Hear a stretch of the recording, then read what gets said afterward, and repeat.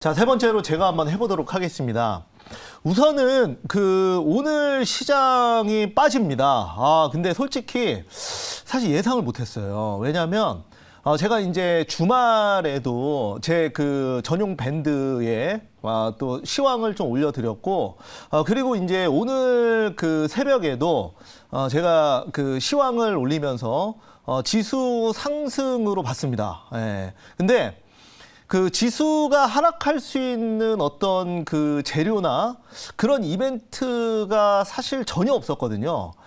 오히려 지금 이제 토요일 새벽에 끝난 미국 증시가 상승했고, 또한 주말에 대표적인 위험 자산인 비트코인과 이더리움 등 알트코인이 폭등을 했어요. 주말에.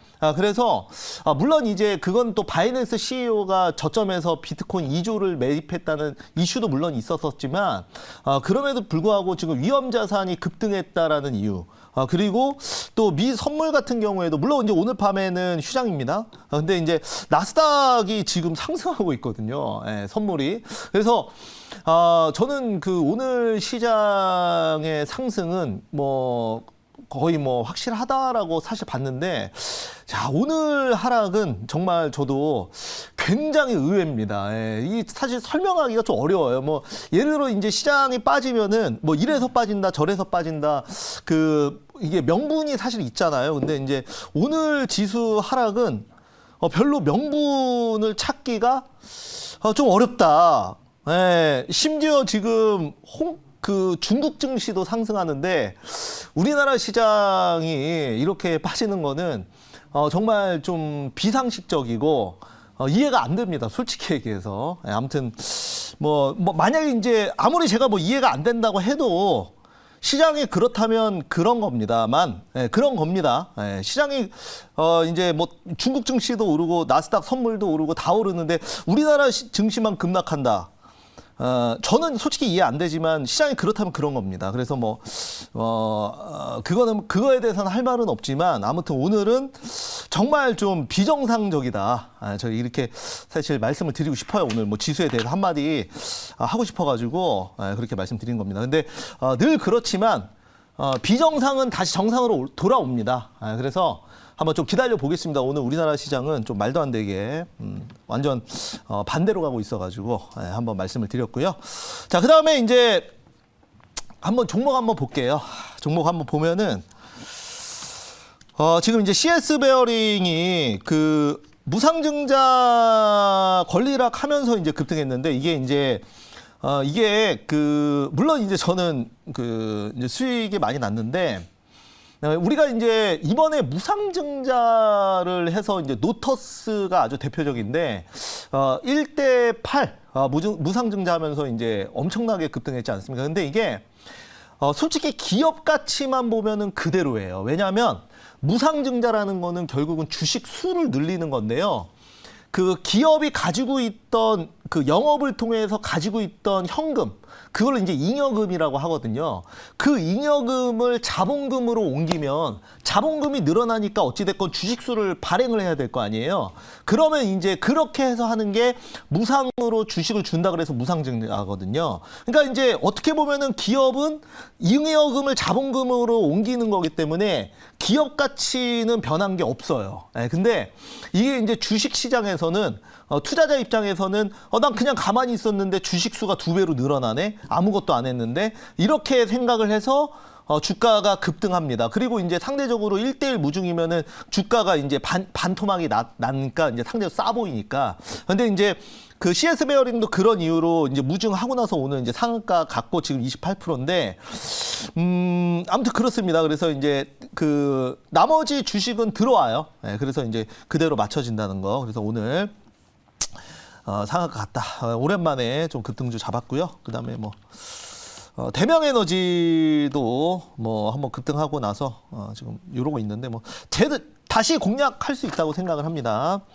그 다음에 KG 스틸 보면은 오늘 이제 상승하다가 말았는데요. 그래서 이제 오늘 장중에 4.28%까지 상승을 했었어요. 근데 이제 지금은 마이너스 1.64%라는 거 참고해 주시기 바라겠고, 그리고 이제 우진 오늘 그 CS 베어링뿐만 아니라 지금 SDN 그리고 뭐 우진 이런 종목들이 오늘 그래도 좀 양호한 흐름을 보였습니다. 예, 양호한 흐름을 보여가지고 SDN도 이제 오늘 뭐 태양광, 풍력 그리고 원전 이런 종목들이 강하게 올랐다라는 거 참고해 주시기 바라겠습니다.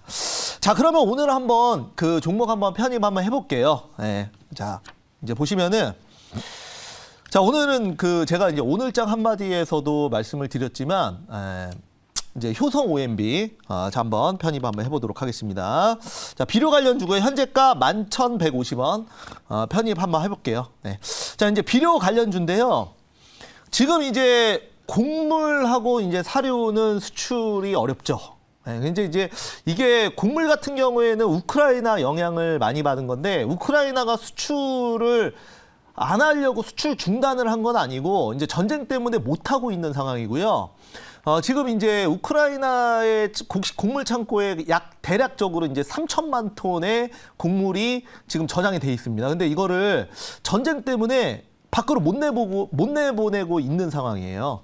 그러다 보니까 이게 이제 트리거가 돼가지고 그리고 이제 그러다 보니까 이제 곡물 가격 상승하고 인플레 오고 하니까 이제 동남아시아나 이런 그 자급률이 높은 데서도 곡물 수출 중단해버리고 이러니까 이제 올라간 거고 비료도 마찬가지거든요. 비료도 지금 보면은 이번에 이제 러시아가 비료 수출이 한 40%가 감소를 했습니다.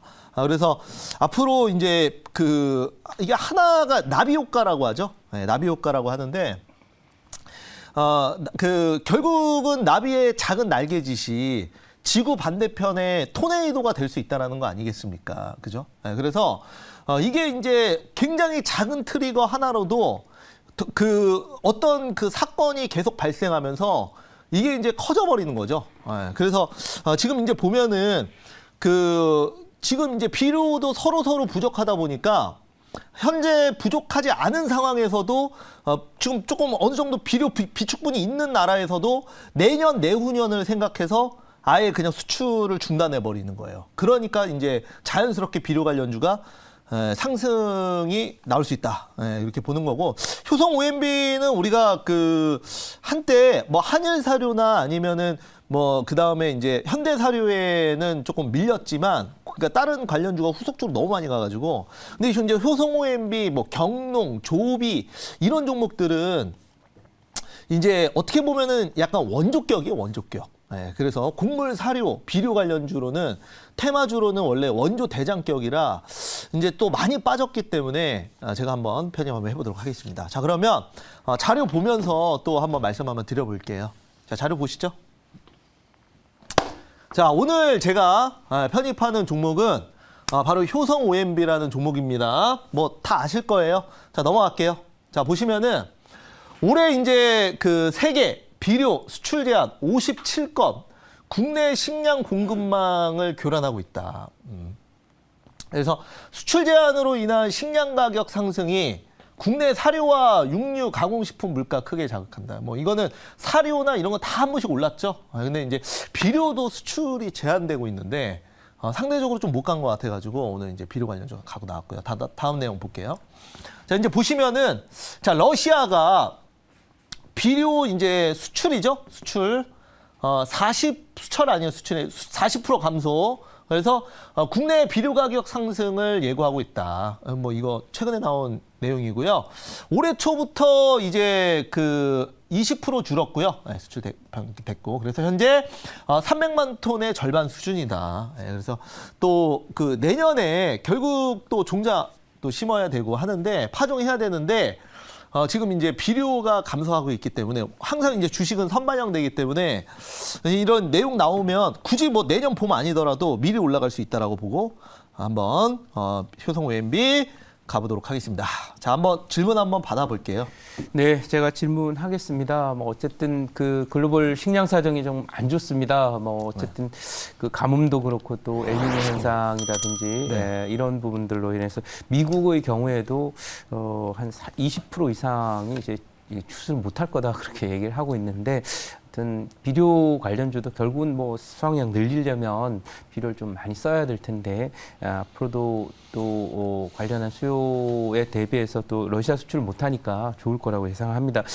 단 이제 지금 분위기는 이제 우크라이나 전쟁 이후에 네. 보통 이제 우크라이나 전쟁 때문에 많이 올랐던 뭐 유가나 이런 그 관련 종목들은 네. 이제 혹시라도 평화협상이 진행이 되면은 좀 어렵지 않을까 싶은데 이 비료 문제는 여러 가지 뭐 경작지 파괴나 이런 부분들 때문에 우크라이나에서 생산이 사실 좀 어려워서 또 러시아산 곡물은 또 수입을 안 할 것 같아서 네네네. 이런 부분에서 비료 관련주는 상대적으로 에너지 관련 종목하고는 조금 다를 것 같은데 어떻게 보시는지? 네, 맞습니다. 우선은 그 지금 이제 보면은 이제 올해 세계 식량하고 그 비료 수출 제한 조치가 거의 뭐 80%가 러시아 우크라이나 전쟁 이후에 일어났어요. 네. 그러니까 그 전부터 수출 제한을 하고 있었어요. 왜냐면 인플레 너무 심하고 그 다음에 지금 가뜩이나 엘니뇨 현상으로 지금 이제 곡물의 어떤 전쟁이 일어난다라는 얘기가 그 책도 있거든요. 그만큼 이제 이제 항상 어떻게 보면은 우리가 인식을 못할 뿐 진행이 되고 있었는데 이게 이제 우크라이나 전쟁으로 인해서 가격이 이렇게 아주 수직 상승을 한 거죠. 이런 그 우려감이. 이제 그런 상황이고, 지금 보면은 그러니까 우리나라만 빠져서 이거는 그 지수 하락의 논리가 될 수는 없지만 평화 협상 얘기 나왔는데 또 다시 지금 뭐 장기화될 가능성이 있다는 얘기가 주말에 또 나왔어요.